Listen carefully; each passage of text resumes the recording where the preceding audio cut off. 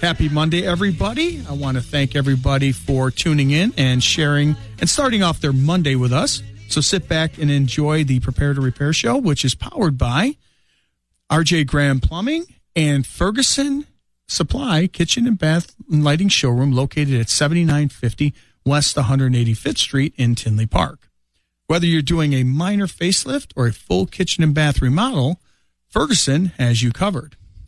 Joining me on today's show, I'd like to welcome Gail Trower. Did I pronounce your name correctly? Yes, you did, Steve. Thank you. Okay. I want to make sure I did that because if I make a mistake on that, I'm going to get beaten up. Because apparently a couple of weeks ago, instead of saying thank you for starting off your week with me, I said starting your weekend off. And that's an argument that I had with my kids, and they've been giving me a hard time with them. And they're pretty argumentative for people who live in the house and don't pay rent. So you know what? Eviction notices are going out. So guys are listening to me, you know what? Your days are numbered. You know. So that's they're almost done there. Anyway, so I want to thank everybody for starting the week off with us. And Gail is with Interior Dimensions and Design. And I wanted to have someone on here. This is the beginning of a project, pretty much. Yes. I mean, this isn't, a lot of people are like, okay, they're getting their stuff together, they have an idea, but a lot of times people want to do something, but they don't have that idea. They need that assistance. And like me, I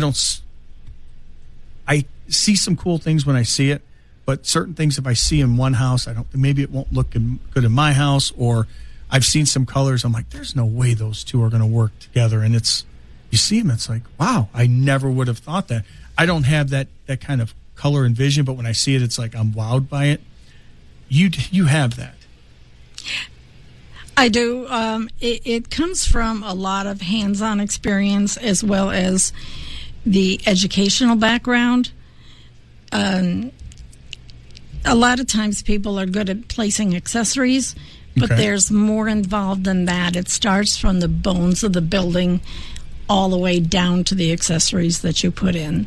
So the shape of the rooms, the size of the rooms, the lighting, the placement, what's going on in that house? Do you have 3 kids and 2 dogs? Do you have an elderly adult living with you? All those things are things that designers, interior designers especially, take into account when we're creating your atmosphere in your home. So I'm certainly not going to put a white linen sofa in your family room when I know you've got 3 kids and 2 dogs. Well, because I'm looking to do some stuff in my house and kind of spruce it up. And, I have some ideas. We want to paint everything. And I had 2 kids that lived in the house. They are soon being evicted. And 35 years old, it's time to get rid of them.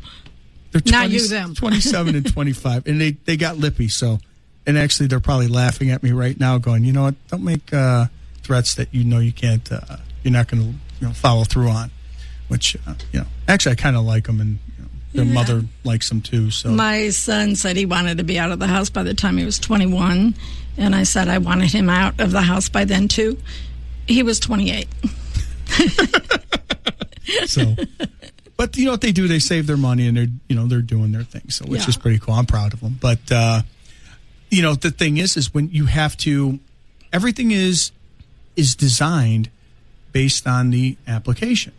And that's a common theme that we've discussed on this show is using things or using products or designing products per their application. So when you're going and designing a space or a remodel, renovate, or whatever you're going to do, it has to be designed for its application, because if you design it one way and it's being used another way, they're going to be upset with the product. Correct. Which is the story with a lot of products that are manufactured and used these days, and which people get frustrated with. If it's not used correctly or properly, or as manufacturers directed, it's not going to give you the results and satisfaction that you want. So it's pretty much all through every product that you're involved in, whether it's your home, your design, your products you buy, and so forth. Yeah, and that's one of the problems when people are buying items on the internet or doing a project themselves, is they don't have the history or the background to understand what they're reading on that product's write-up. Mm-hmm. What does that mean? How does that apply? The wrong faucet, and you know yourself, if it has the wrong dimensions, that's going to splash water all over the place. Or it's not going to be right for the application. So when you get into a project, it's important that you hire somebody like myself as an interior designer that knows those ins and outs. And if I don't know the answer, I know who to go to get the answer. And I rely on my extended trades group to help me out on those things. Right. And so when I'm remodeling a bathroom or a kitchen, for instance, especially a bathroom, I take my designs and I work with my plumbing supplier and I say, this is what I have now, this is what I want to do, these are my design plans. And we work together as a team to get the right items before I go to my client and say, here's my bath design for you. So now I already know ahead of time that it's going to work for them. Well, I do believe the devil's in the details. Oh, absolutely. And like you said, you've got this beautiful farm sink that you're installing in this kitchen. It's going to be your focal point. You better not put an $89 faucet in there. No. I had one of my clients, she desperately wanted a farmhouse sink, and she had back problems. And I told her, do you know that sink is going to come down 2 inches lower than a standard sink? And right now, your sink is a 7.5-inch sink because it's an older sink. Now we're going to go down another 3, maybe 4 inches to the bottom of that sink, and you're going to be bending over some more. And she goes, I didn't realize that. Yep. And I says, well, I don't think a farmhouse sink is for you. Right. I says, we could raise the height of the sink and the countertop in that area so that you could still have a farmhouse look, but it's going to be a higher profile than the rest of your cabinets and the rest of your countertops. We can do it, but we have to modify it. And she goes, no, I think I'll just stay with a standard sink. Yeah, I don't think it would have... It wouldn't have looked good. It wouldn't have flowed right. It wouldn't have flowed right. But we're going to back this up a little bit because we got to talking about exactly what you do, and that's what happens when I have people on the show that really are passionate about what they do and are very good at what they do. And I say that because when you do this, it's not work. You know what I mean? It's something that it's part of you. It's in your DNA. It's part of us, right. Yeah. So what you're talking about, it just comes off. You just start talking about it. Let's introduce the audience to you so they know. Tell us a little bit about you and your credentials and accomplishments. Now you get to talk about yourself. Oh, no. I've been doing this since I was a teenager. I started doing... You could just start out and say, I'm Gail and I'm awesome. And of course I'm Gail and I'm awesome. You already said that. But I was always decorating for my friends' families, things like that. And it started when I was about 8 years old. I got a little design set, a little construction set. The boys had these building sets, erector sets, where you could do all the machines and stuff. And I had a girly design set where you could build walls and put in colors and furniture and stuff, and I like that. But I liked my brother's better. Well, it was the tools and things like that. So anyway, growing up with that, I really kind of got into that. I like to be creative, right, and making a purpose for what I do. I like to have something to show for my work day. And when I work on a project and somebody's, loving what's happening, that's the enjoyment that you get out of it. And that makes work fun. So anybody, I want everybody to hear this, anybody can build and create. It doesn't have to be a boy building stuff. Girls can get in there and do what they, and build just as good. I like to see, women in the trades, women building and designing and actually just every facet of the trades. Because it takes everybody, and I think it's awesome. And just seeing that in the trades, and there's more. It needs more of a female presence. So, like you said, it's the boys got this, and you only got this. You wanted to build stuff too, and there's nothing wrong with that. I love seeing that. When I work on a project, and I start with some new guys that I don't know, new tradesmen and stuff, and I get on a project, I tell them, first of all, My skirt stays at home when I come to the job. I wear my jeans, I wear my my dungarees and then my flannels and stuff like that, and I'm not afraid to get dirty. I'm not one of those designers that sits in an office with a little iPad and designs things. I get out and I get dirty and I install floors and I work with the tile guys, and if it has to be done, I will do it. Look at that. So, awesome. If one of the guys says, oh, Tony can't make it in today, I need help and this and that, and I said, well, don't worry, I'll be your cleanup person, your gopher person, and maybe you can get the job done today. So I do it if I have to, but I'm not afraid to get dirty. It's part of the job. That's awesome. I love that. I love my tools. I love that. So now, is there any kind of, as far as training, licensing, certifications, trade certifications as far as an interior designer that a homeowner should look at when they're looking to hire? That's basically going to state their competency at what they do. Absolutely. There is a big difference between stagers, designers, decorators, and interior designers. Hold on. What? Go through that again, please. You have stagers. Okay. We have designers or decorators. Okay. And we have interior designers. What is a stager? That's a whole entity in and of itself. It's another show, huh? It's another show, and those folks are fabulous at what they do. It's a whole nother industry, and a lot of times the stagers will get involved in designing somebody's interior, although they do not do plumbing, electrical, wall movements, or anything like that. Okay. Decorators the same way. They decorate. They might pick out paint colors, maybe help you with flooring or some accessories and things, but they don't get into the structural aspect that interior designers do. We're much like architects, short of being an architect. Okay. So we go to school for construction, for lighting, for plumbing, for everything that goes inside the home. Really? So we need 4 years of college training. Okay. And a lot of states do require different exam levels if we want to be called interior designers in different experience levels. And does the state of Illinois have anything like that? Yes, they do. So, every state is different. And a lot of times you have a lot of designers that do strictly work on e-design, right, electronically only. Their requirements might be a little bit different.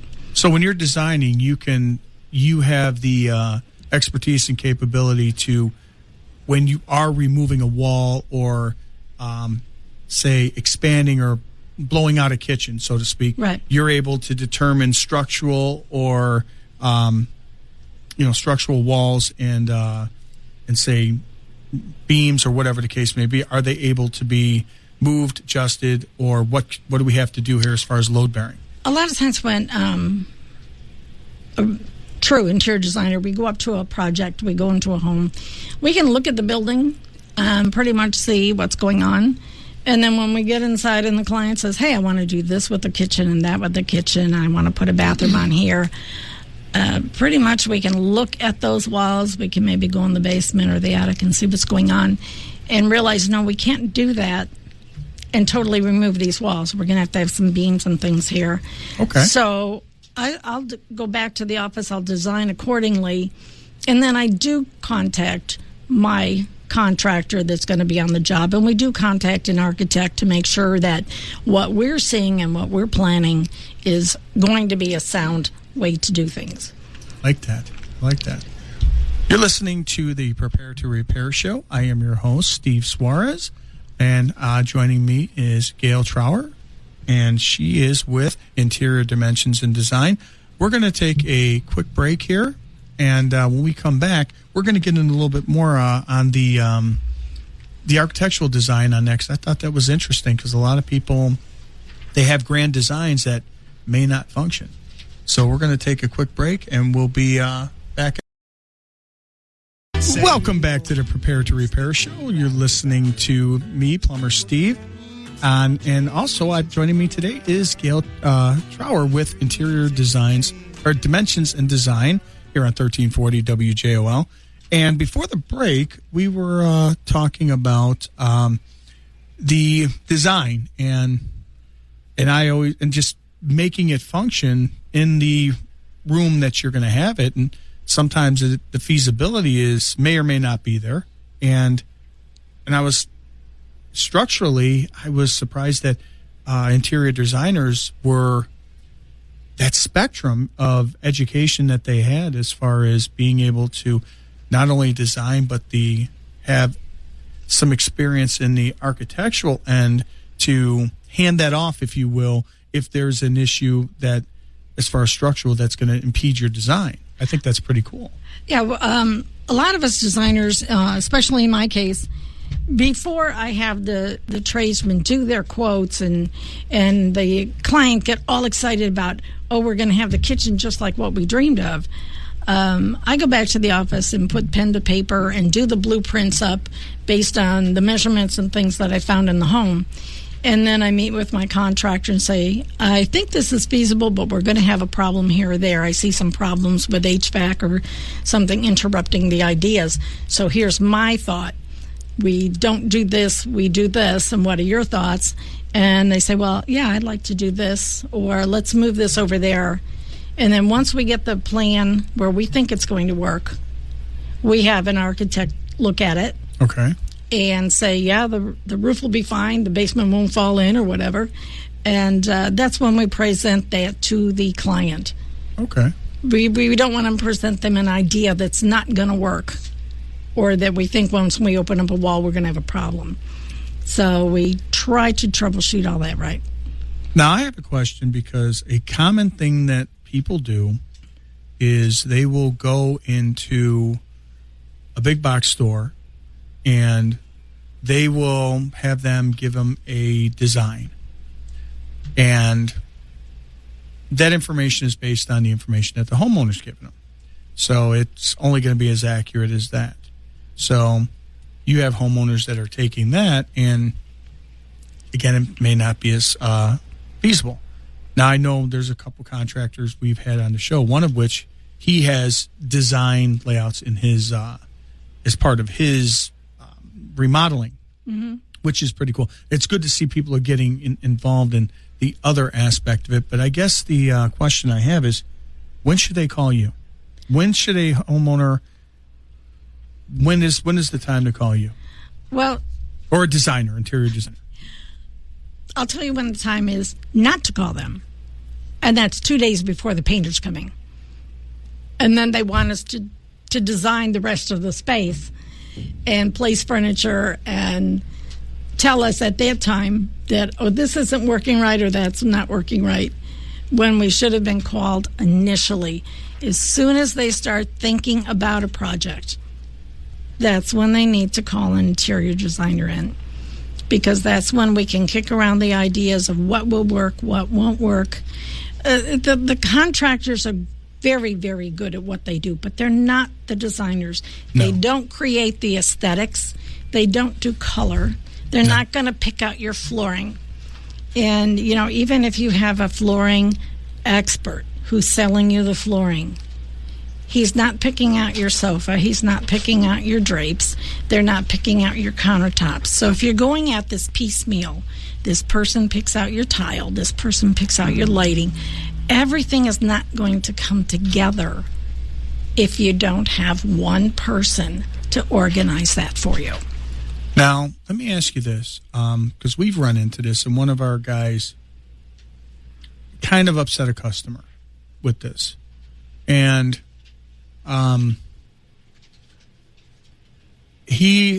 they purchased this freestanding tub. This was years and years ago. And they purchased this freestanding tub. And freestanding tubs are really nice, but there's good and bad in them. And when I mean good and bad, there's ones that are on the low end, and there's ones that are on the high end.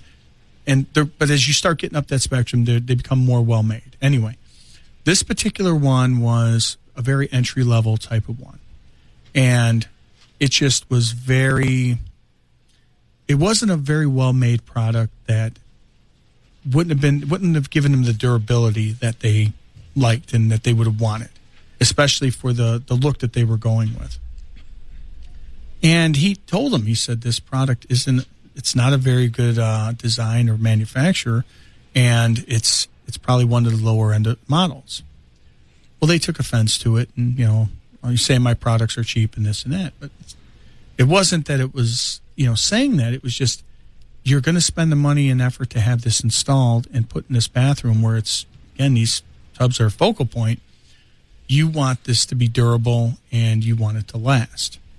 And I guess my question is, when you run in and you're, designing this, you're looking into these products that are, hey, this one's going to give you the results that you want. These are the quality products that are going to stand the test and for the durability and the application that you're going to use it for. So they understand that this is a quality from A to Z. Whereas some people are just looking and they watch some of the home shows and they think, I can get this, I can get that. And they kind of just grab the stuff at the lowest end of the budget and expect it to work like a high-end quality product. Right, and they don't understand. That gets back to my point where they haven't read up on what each of the qualities of these products are. And it's not that they should have to do that, but they should rely on us to know those differences. Just like you think a cast iron tub is much better than an acrylic one. It is, and depends it on who's lifting it. Yeah, and structurally, can we put it structurally where we want to put it? Yeah. And how many guys does it take to get that cast iron slipper tub up to the second floor?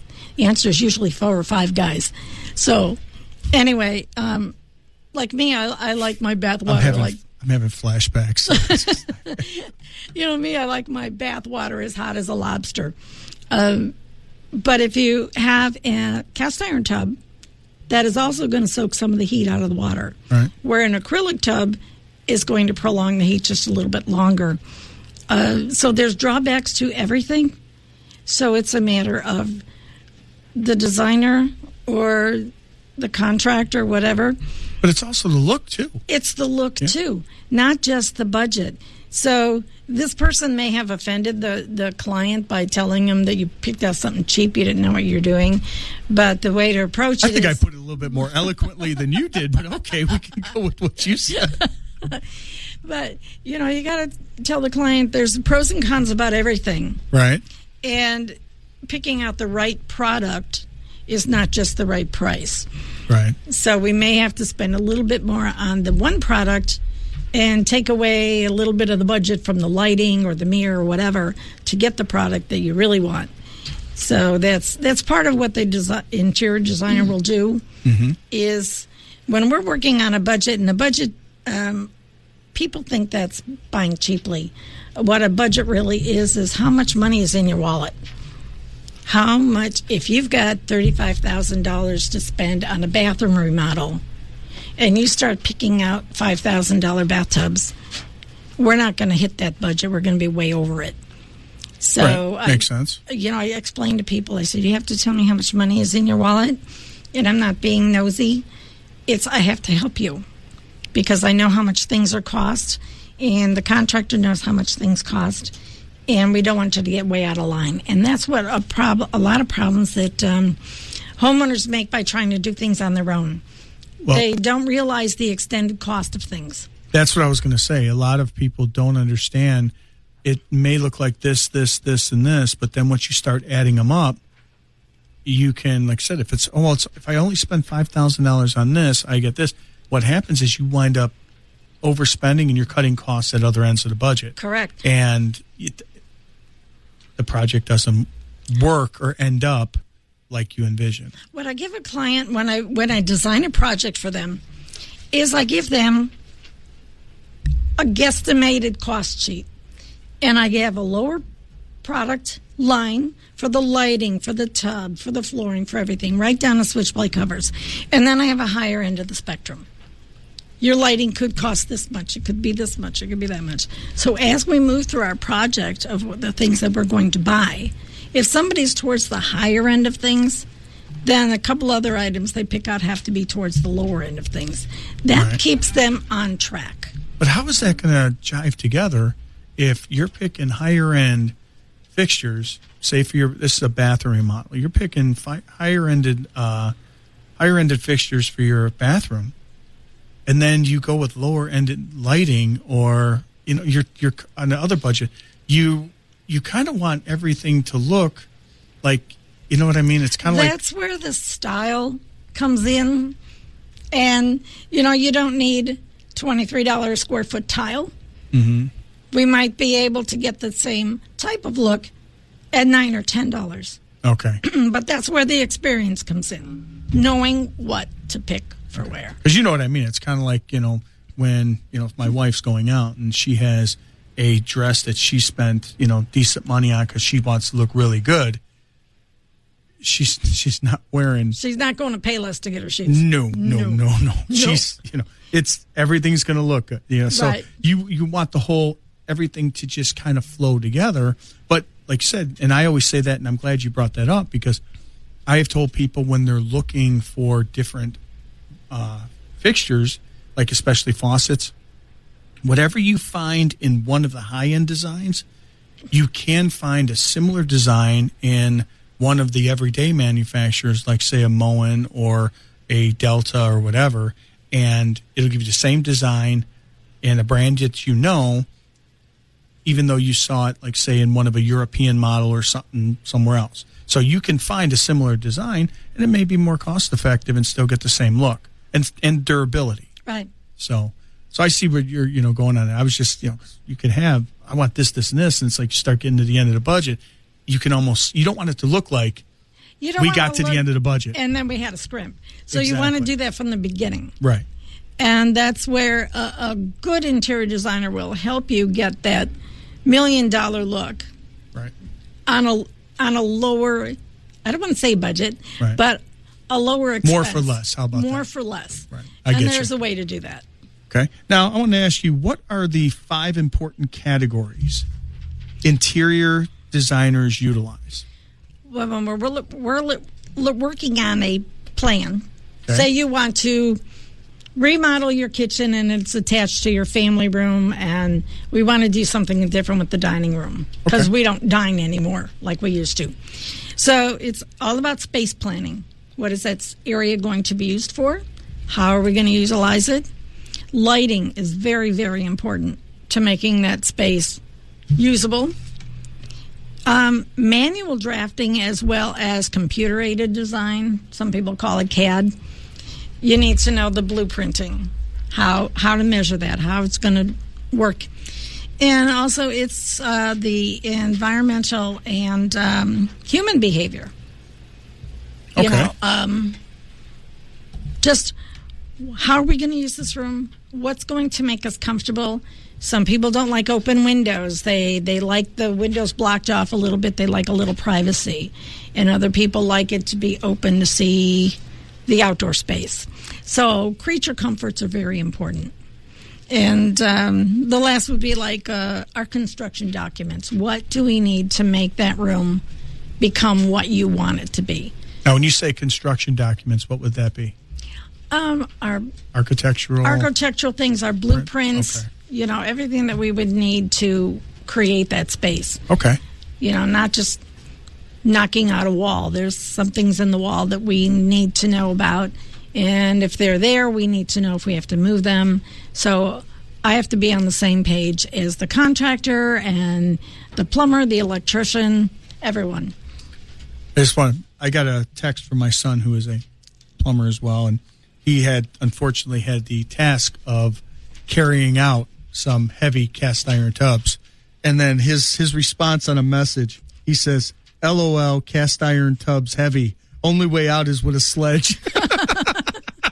But then he had to say this because my daughter's a real big fan of Subway tile with dark grout. Is that popular, or is that, That is popular among a certain age group of folks, and it's nice. When we're not having a decor situation of accessories that we used to have that cluttered up everything, right? That grout line becomes an item in the room. Okay. Just like a picture or a vase or whatever, it becomes an item. So while there's not items cluttering up counters and tabletops, there's a visual item. Okay. And that's what the grout is. See, I'm learning something. Yeah. See? That's why you need me. Exactly. Well, hey, you're not getting an argument out of me. I got Scott over here going, he's learning some stuff too. I did a bathroom decades ago. I won't tell you how many, but decades. And we'll go 2 weeks ago. Okay, 2 weeks ago. The client wanted a totally black and white bathroom, but in the reverse grout colors, which meant black tile had to have the white grout, and the white tile had to have the black grout. I thought my installers were going to cry because that is a living nightmare. Oh, wow. Because you have to do the black grout, and then it all has to dry. Then you're going to come back and do the white grout, and you can't get the white on the black and vice versa until it's dry. Oh, wow. So it was like, oh, my God. Now, the job was beautiful, but it did take, doubt it. Just the grouting alone took about 3 weeks. Now, what you were talking about kind of brings me up to one of the a popular show that's on one of the home improvement networks. And what they do is they show them a house that they literally can't afford, it's way out of their budget. And then they say, well, you like it? Because there's a snowball's chance in you know what of you ever being able to buy this house. But we can do a renovation on this particular house and give you those amenities, which they don't even come close to. But in watching that particular show, they have that budget, they do that design, they walk them through and do the whole design like you were talking, and then they get into the project. And this is the one thing that irritates me, because as a contractor, I'm hired, customers or clients hire me because I know, I have experience. So when I hire somebody who is in the know, I shouldn't really get any surprises. I should be prepared for these potential surprises. And we should have a budget or some sort of anticipation budget of this. So when I watch these shows and I see, oh, well, we opened up this wall and we found out it's load bearing. Now it's going to cost us X amount of thousands of dollars more to redo this. Now it takes away from a budget. We got to cut from something else. Hence, inexperience versus experience and education. Yeah. That's what it was. But that would get me mad, because honestly, I hired you to see this. Now I'm skimping on my budget here and not getting stuff done. And it's really a major, letdown. The only thing that should be or could be unforeseen is you might have bees in the wall.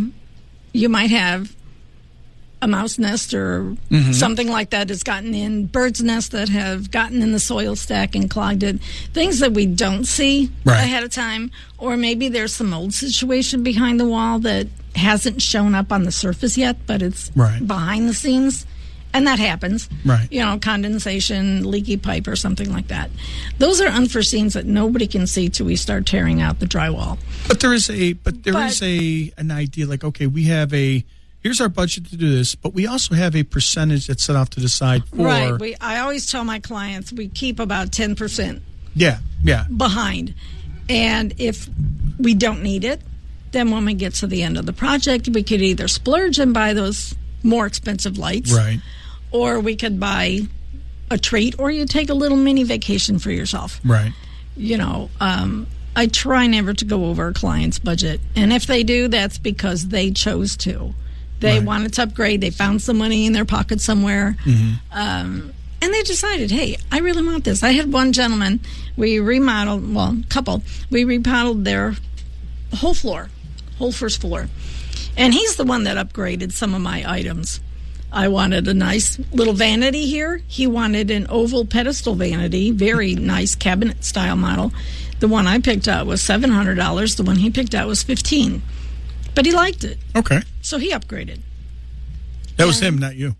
That was him, not me. Okay. And a number of other things in the house. The floor vents, instead of just doing the cheapy aluminum ones from the building center store, I said, hey, for grins, how would you like these cast iron ones?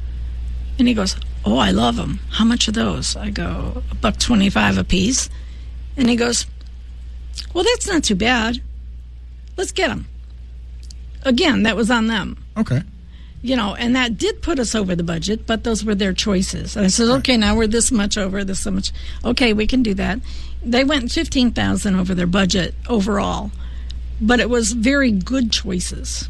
But it's one of those elective. But when it's elective, it's a little bit more fun. When you are going over your budget and it's because of things that have come up, that adds the stress, that adds the frustration, and especially if it involves you losing some of the things that you really wanted, and that could be disappointing. That's why when I was bringing up that show is it's like you got these people all excited about this, and that gets me mad because what I try to do is when there's something coming up, I'm like, all right, we have the potential for this. If everything goes great, then we should be here. But you can still have the things that you want, maybe not on as grand a scale. Right. When my husband and I watch some of these shows on landscaping or whatever, and they have this huge pond or this backyard gazebo or whatever. I have a covered deck. I have a pond. I have a shed. I have some arbors. I have what a lot of other people do in those very expensive multi-million-dollar homes, just not to as grand a scale. Right. So it's reining the clients in and giving them the reality that we can't have a 4,000 square foot or a 4,000 cubic foot pond, but we can still have a pond. We can still have a little waterfall. Right. It's how grand do you want to be? Right. And how grand can we afford?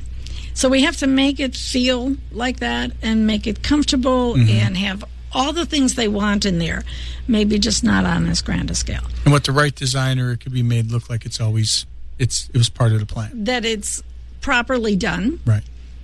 And that it fits the budget and it doesn't look cheap. So, we can do that. Okay, we're going to take a quick break here. You're listening to the Prepare to Repair show here on WJOL 1340. Joining me is Gail Trower with Interior Dimensions and Design. When we come back, we're going to be asking, I got a question for Gail as far as the cost of an interior design. Back after this. Welcome back to the Prepare to Repair show. I am your host, Plumber Steve, with RJ Graham Plumbing, and back is the awesome Gail Trower with Interior Dimensions and Design. And before the break, I kind of left us with a question of, is an interior designer expensive? What should somebody expect as far as cost? Or, because a lot of people may be thinking, well, I don't know if my project is interior designer, you know what I mean? Decorator, stager, what? Who do I need? Right. It's kind of like going to get your hair done. Do you want to trim? Do you want to cut and style? Do you want a full-blown workout? You could be anywhere from $30 to $500 to get your hair done. So the same thing. Are you looking at my hair? Seriously? Do you really think I'm spending that kind of money on my hair? No, I'm looking at mine. I haven't been to a hairdresser more than a year. Anyway. If my wife ever got glasses, I'm done. Yeah. That's what I tell my husband. Take your glasses off. I'll look younger. But it's not expensive to hire a designer. Right. But it is expensive when you hire the wrong designer. That's how it is with most trades, I think it is. It's you have to get the right fit. Right. Because not everybody has the same level or desire to work in certain aspects as others. Not everybody is a full-service designer like I am. Right. So I do everything from, you just want a color in your room? Fine. You want a new furniture arrangement because company's coming? Fine. Oh, you want to tear out some walls and we're going to tear out everything and new lighting, new flooring, new look? Fine. So I don't pick my clients by how much they want to spend. Right. That's why I was asking, because Tyler Libisher of TL Renovations. Yes. He was the one who was talking about you, and he says he has with his designs he offers in his remodels interior designer, and that was you. That was me. That does that. And I was like, I go for painting, and he goes, yeah. I said, wow, that's pretty cool. So no matter if it's just designing colors or a full like just Full renovation, reno, yeah. you're at all covering everything. I'm not picky about my clients, what their requests are, because even if you have a small budget or a small ask, it's very important. Right. You might have company coming that you haven't seen in years, and they're staying at your house, and it looks all out of sorts, because I call it the just put method. People live in the house, and they just put things and just put things and just put things, and pretty soon they're all out of sorts. See. Good stuff all in the wrong places. You're different from me. See, when you're having people over from out of town, if they're coming to my house, I don't care in my house, but people. I'm locking up the bathroom and I'm locking up the refrigerator. Because if you give them a refrigerator and you give them a bathroom, they'll stay. They'll stay. You want them gone. There you go. That's why you have uncomfortable beds. No, they'll tolerate an uncomfortable bed with a bathroom and a full refrigerator. Don't do that. That's true. That's true. But I see what you mean. Having people over that are coming in that you want to make it comfortable. You want to have the house look great. And plus, that's usually when we do stuff. We usually do stuff when out of necessity. Yes. When we're forced to do stuff. As painful that is to say, that's how humans really do stuff, or they get tired of it. And and even the one thing about COVID that is it forced people to sit at home, and it's like, wow, they were normally working a lot. They really looked at the place and going, this place is a dump. Yeah, Sorry. we need to do something here. Yeah, we got to fix it up. And that's what they did. So it really makes you evaluate and be more, I'd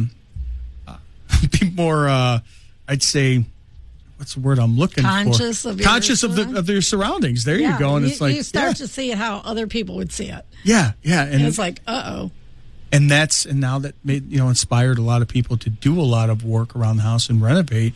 And a lot of houses we've been in, people have done it, and they look phenomenal. They've done some phenomenal jobs. And there's a lot of people out there like me. I don't know what colors use. I was talking to my wife. I'm like, what colors? She goes, I don't know. I want to do something that pops, but I don't know what. And they went with the standard eggshell. I won't give away my secrets as to how my color designing is successful, because there's a lot of psychology that goes into that. And again, a lot of training. You don't want to get inside my head. It's a very echoey scary place. No, it's not scary. Oh, it's just very lonely, and there's a lot of echo in there. But there are ways to find out and come up with the best colors for each person, because, like for my daughter-in-law, yellow will send her over the top. Okay, and she can't stand that color. Where I'd love yellow, so. Makes a difference. So back to, is it expensive? No, it's not expensive. It's just getting the right person. Different levels of experience require different levels of pricing. Right. And some people say, I'm too reasonable on my prices. I should be higher. But for me, it's easy. It comes quickly, and the creative process comes quickly. So I don't have to charge those high rates because I'm not spending that many hours. You got a lot of experience, and you got a lot of experience and talent that people can tap, and it'll benefit. And that is something that when people hire somebody who is very good at what they do, that experience and being good at what they do can save an enormous amount of money and time to get the result that you want. Whereas if you get somebody who maybe you think on the surface they're cheaper, but they're inexperienced, they cost you more money because they're guessing.